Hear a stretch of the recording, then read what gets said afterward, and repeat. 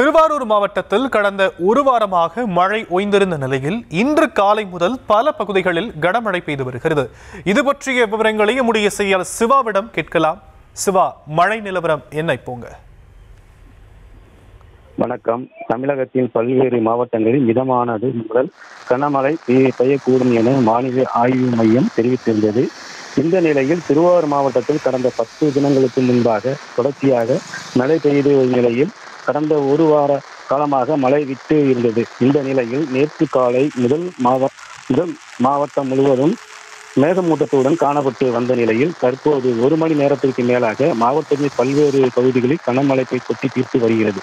குறிப்பாக திருத்துறைப்பூண்டி, சிங்களாந்தி, நெடும்பலம், கள்ளிக்குடி, விளக்குடி, ராயநல்லூர், ஆலத்தம்படி, எடையூர், கட்டிமேடு உள்ளிட்ட பல்வேறு பகுதிகளில் கனமழை பெய்து வருகிறது. சாலை முழுவதும் 2 காணப்படுவதால் 2 சக்கர வாகனங்கள் மற்றும் 4 சக்கர வாகனங்களில் செல்பவர்கள் முகப்பு விளக்குகளை எரியவிட்டபடி பயணிக்கின்றனர்.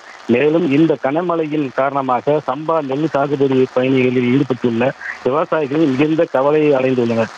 ஏற்கனவே பெய்த கனமழையின் காரணமாக விளைநிலங்கள் பாதிக்கப்பட்ட நிலையில் தற்போது மழை நீரை வைத்து உரம் அடிக்கும் பணியில் விவசாயிகள் ஈடுபட்டு வருகின்றனர். நிலையில் தற்போது மீண்டும் கனமழை பெய்ய தொடங்கியுள்ளதால் விவசாயிகள் மிக கவலை அடைந்துள்ளனர்.